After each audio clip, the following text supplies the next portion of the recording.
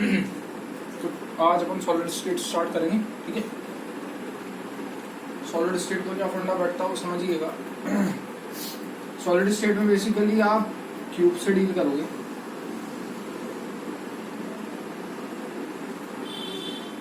ठीक है, और थोड़ा सा इमेजिनेशन बेस्ड चैप्टर है, तो इमेजिनेशन करनी पड़ेगी, ठीक है ना। सॉलिड स्टेट के अंदर आप क्यूब से डील करोगे। इस स्पेसिफिक पॉइंट को अपन बोलते हैं corner points. These are corners, जो मैं डॉट से शो कर रहा हूँ, ठीक है। टोटल कॉर्नर पॉइंट कितने होते हैं? 8। जो मैं क्रॉस से शो कर रहा हूँ ये होते हैं फेस। आप जिस कमरे में बैठे हो उस कमरे को एज अ क्यूब इमेजिन करो। आप क्यूबिकल कमरे में बैठे होगे, होपफुली आपका कमरा पेंटागन तो होगा नहीं या हेक्सागन। तो होता क्या है, जब आप अपने कमरे में बैठे हो तो इमेजिन करिए कि आपका कमरा एक क्यूब है, तो उसके आजू बाजू कॉर्नर कितने होंगे? 8। आप देख पा रहे होंगे अपने आसपास की 4 दीवारें हैं ना, उसमें 8 कॉर्नर। फेस अपने आजू बाजू की दीवार इमेजिन कर लो। लेफ्ट वाली दीवार, राइट वाली दीवार, आगे वाली दीवार, पीछे वाली दीवार, ऊपर वाली दीवार और नीचे वाली दीवार। ये टोटल कितने हो गए कॉर्नर? फेस 6। तो फेस होते हैं 6। 2 फेस जहां इंटरसेक्ट करती है, जैसे आप ये वाली दीवार इमेजिन कर लो और एक ऊपर वाली दीवार इमेजिन कर लो। आप ये वाली दीवार इमेजिन कर लो और एक ऊपर वाली दीवार इमेजिन कर लो। ये 2 फेस, यानी कि मैं ये वाली दीवार और ये ऊपर वाली वॉल इमेजिन करवा रहा हूँ। ये 2 फेस क्या होती है? ये 2 फेस जिस पॉइंट पे इंटरसेक्ट करती है उसे आप बोलते हो एज। तो टोटल एजेस कितनी होती हैं? 12। मैं बता रहा हूँ, ये वाली एज हो गई, एक ये वाली एज हो गई, ये 4 ही हो गई। सिमिलरली 4 नीचे,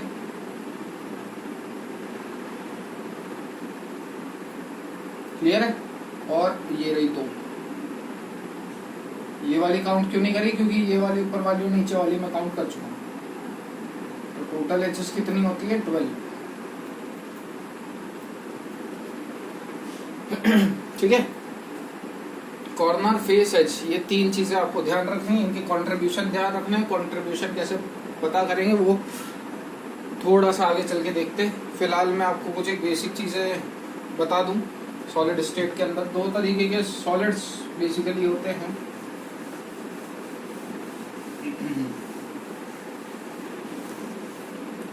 दो तरीके के सॉलिड आप बेसिकली पढ़ते हो। एक होते हैं क्रिस्टलाइन और एक होता है अमॉर्फस,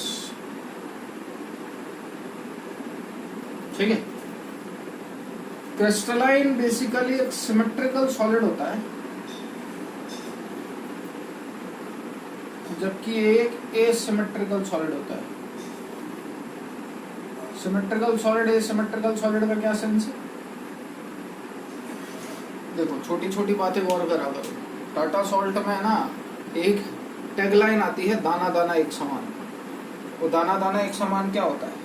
वो होता है क्रिस्टलाइन। क्रिस्टलाइन का क्या करो, आप कोई एक शेप लो, एक क्यूब ले लो। सपोज ये मेरा क्रिस्टलाइन है, मैं मान रहा हूँ ये मेरा क्रिस्टलाइन सॉलिड है।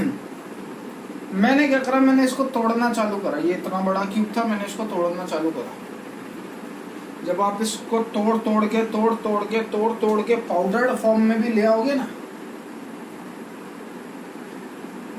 यानी कि ये जब इस छोटे वाले फॉर्म की स्ट्रक्चर जब आप मेजर करोगे तो वो स्ट्रक्चर क्यूब वाली मिलेगी। कहने का मतलब मेरा क्या है बच्चों, क्रिस्टलाइन सॉलिड को आप कितना ही तोड़ लो, जब उसका एक पार्टिकल आप उठाते हो तो वो सेम शेप का मिलेगा जिस शेप का आपका सॉलिड था, ठीक है ना।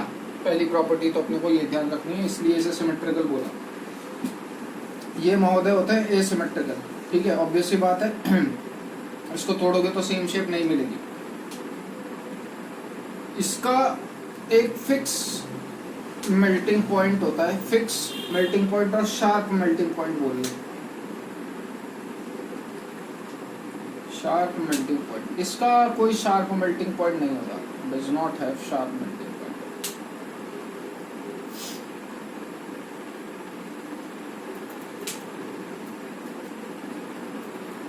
ग्लास देखा होगा आप लोगों ने, ग्लास में कभी बसेस में ट्रैवल करा है। ग्लास एक अमॉर्फस सॉलिड है। कभी बसेस में ट्रैवल करा हो तो बसें जैसे जैसे पुरानी होती जाती है, खिड़की क्या होती है, बंद करने में दिक्कत आती है। क्यों दिक्कत आती है समझिएगा। ग्लास जो है बेसिकली वो एक सुपर कूल्ड लिक्विड है। ग्लास जो है वो एक सुपर कूल्ड लिक्विड है। सुपर कूल्ड लिक्विड का क्या सेंस है भैया? मैंने क्या करा, मैंने ग्लास जो कि गर्म था उसको एकदम से सडनली टेम्परेचर गिरा के ठंडा कर दिया।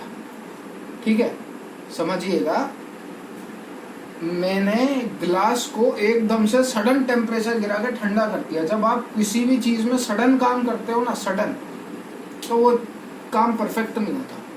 सडन काम परफेक्ट नहीं होता। तो जब आप किसी चीज को एकदम सडन कूल कर दोगे तो जो पार्टिकल का अरेंजमेंट है वो एसिमेट्रिकल होगा। पार्टिकल का अरेंजमेंट एसिमेट्रिकल होगा। एसिमेट्रिकल होगा का सेंस क्या? यहाँ पार्टिकल कम है, यहाँ पे पार्टिकल ज्यादा है, यहाँ पार्टिकल और ज्यादा है, यहाँ है ही नहीं, यहाँ हल्की बहुत है, बस ये। तो ये एक एसिमेट्रिकल अरेंजमेंट है। क्यों? क्योंकि कोई चीज जा रही थी, आपने उसे ऐसे सडन ठंडा कर दिया। तो जो अरेंजमेंट ऑफ पार्टिकल है उसको अरेंज होने का मौका ही नहीं मिला, और कहीं डेंसिटी ज्यादा तो कहीं डेंसिटी कम हो गई। अभी आप एक बेसिक नॉलेज से पता लगा सकते हैं कि जहाँ डेंसिटी कम है, जहाँ डेंसिटी कम है उस जगह तो चीज आसानी से पिघल जाएगी, लेकिन जहाँ पार्टिकल की डेंसिटी ज्यादा है वहां पिघलने में दिक्कत आती है। इसलिए इसका मेल्टिंग पॉइंट शार्प नहीं होता। ये सुपर कूल्ड लिक्विड होता है ग्लास। इसके अंदर जो आप कूलिंग करते हो, इसके अंदर जो आप कूलिंग करते हो वो आप डेफिनेट कूलिंग करते हो, मतलब धीरे धीरे। तो जब आप धीरे धीरे करोगे तो जो अरेंजमेंट ऑफ द पार्टिकल होगा वो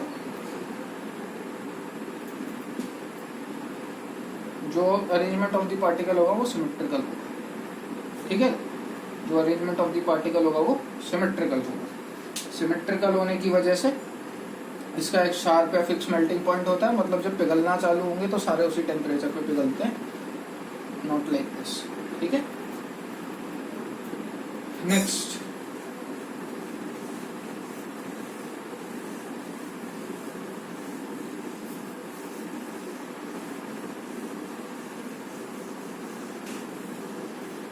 क्रिस्टलाइन सॉलिड जो होते हैं वो आइसोट्रोपिक इन नेचर होते हैं। ठीक है, जबकि amorphous and isotropic in nature होते हैं।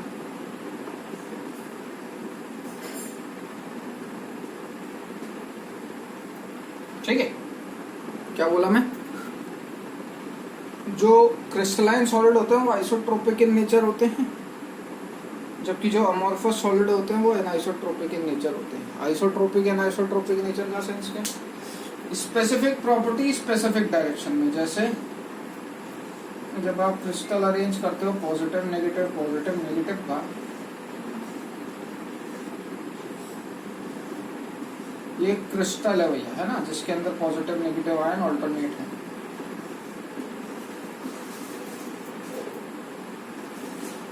तो हो सकता है कोई ऐसा क्रिस्टल हो जो सिर्फ केटायन की प्रॉपर्टी से सेटिस्फाई हो रहा हो, या फिर हो सकता है कोई ऐसा क्रिस्टल हो जो सिर्फ एनायन की प्रॉपर्टी से सेटिस्फाई हो रहा हो। अगर किसी क्रिस्टल की प्रॉपर्टी सिर्फ केटायन की वजह से सेटिस्फाई हो रही है तो वो सिर्फ इस डायरेक्शन में सेटिस्फाई करेगा, क्योंकि यहाँ पे सिर्फ केटायन है। वो इस डायरेक्शन में सेटिस्फाई नहीं करेगा क्योंकि केटायन एनायन है। अगर किसी की प्रॉपर्टी सिर्फ एनायन से सेटिस्फाई हो रही है तो वो सिर्फ इस डायरेक्शन में सेटिस्फाई करेगा क्योंकि इस डायरेक्शन में सिर्फ एनायन है। अगर किसी की प्लस माइनस से सेटिस्फाई हो रही है तो वो सिर्फ इस डायरेक्शन में सेटिस्फाई करेगा और किसी डायरेक्शन में नहीं। मतलब आपको हर प्रॉपर्टी एक स्पेसिफिक डायरेक्शन में मिलती है। आइसोट्रोपिक का मतलब ही डायरेक्शनल इन नेचर होता है, जबकि ये महोदय क्या होते हैं? Non directional in nature.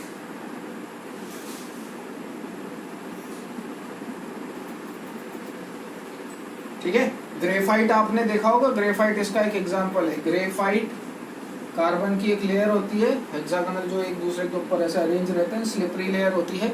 Therefore graphite can also be used as lubricant, chemical bonding basic. Graphite इस डायरेक्शन में तो इलेक्ट्रिसिटी कंडक्ट कर देता है, लेकिन वो कभी इस डायरेक्शन में इलेक्ट्रिसिटी कंडक्ट नहीं करता। तो कहने का मतलब जो प्रॉपर्टी शो कर रहा है उसकी एक स्पेसिफिक डायरेक्शन है, जैसे इसकी थी। तो graphite is a crystalline solid. ठीक है, ये क्रिस्टलाइन और अमोर्फस सॉलिड में कोई बेसिक डिफरेंसेस थे। नेक्स्ट क्लास में अपन क्यूब को डिटेल्ड इलैबोरेशन में पढ़ेंगे। ठीक, थैंक यू।